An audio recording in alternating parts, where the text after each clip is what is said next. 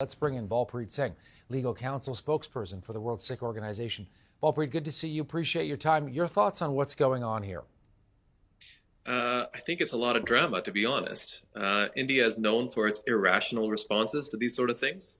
The last time Canada refused to stop a referendum on the question of Khalistan here in Toronto, India issued a travel advisory saying that Canada was no longer safe for Indian nationals.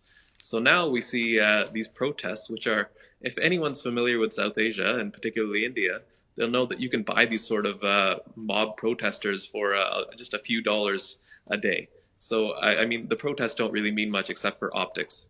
Balpreet, what do you make of what Justin Trudeau said? I think Justin Trudeau's statement was very, very welcome in our community. It wasn't a shock to us. We've known for years that India has done espionage and infiltration in our community.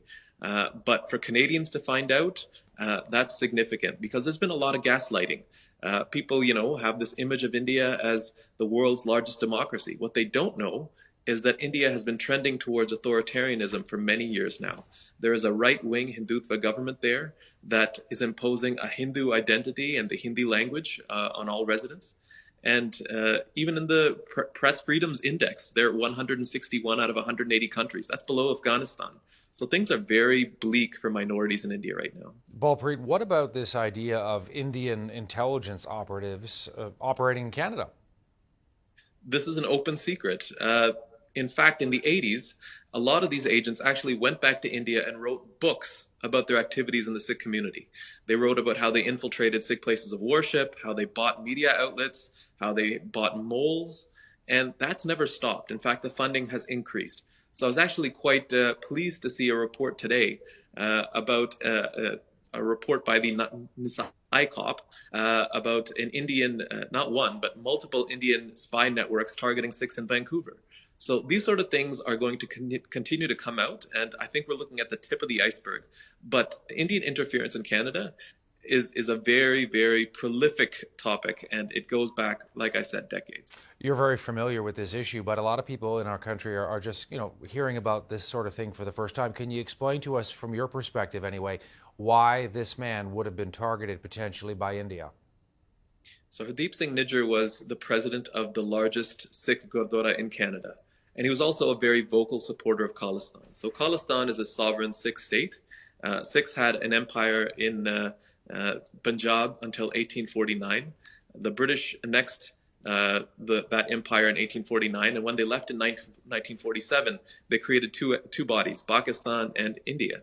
And Punjab was split between those two countries, leaving the Sikhs with no homeland.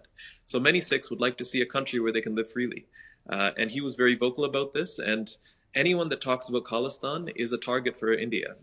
They harass people's families. Thousands of Sikhs lost their lives in the 80s and 90s in extrajudicial killings. And Hardeep Singh Nijjar knew that he was a target. He spoke about the fact that he was basically at threat even hours before he was shot dead.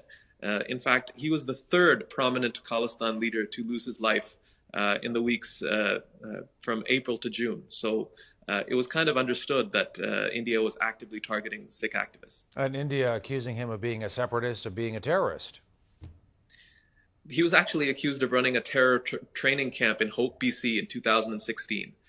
They used this footage of people at a gun range. The mayor of Hope actually came out at that time and said that these allegations are ridiculous. So, I mean, if there was anything that he had done that was criminal, then Canada would have pressed charges. He would have been tried. But he was basically called a terrorist by India, and there was a bounty placed on his head of 1 million rupees. And there was open talk about targeting him. And finally, he lost his life. And now, obviously, the Prime Minister of Canada does not get up in the House of Commons and make these allegations without very solid proof. But when this assassination took place, our community knew what had happened. It was pretty stunning to hear Justin Trudeau get up and say that. And you perhaps were not surprised, although, the implications here are very serious. What do you think is going to happen now? I think that there are multiple investigations going on. And this, like I said, is the tip of the iceberg.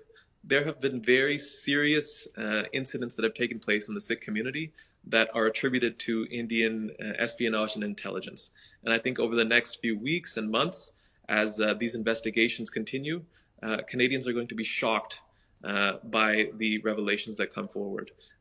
Canada is a sovereign country, and India has no business conducting interference here. But a targeted killing, that's well beyond the pale of what we've seen from countries even like China and Russia. Balpreet Singh joining us with the World Sikh Organization of Canada. Thank you for taking time for CTV on this story. Thank you for having me.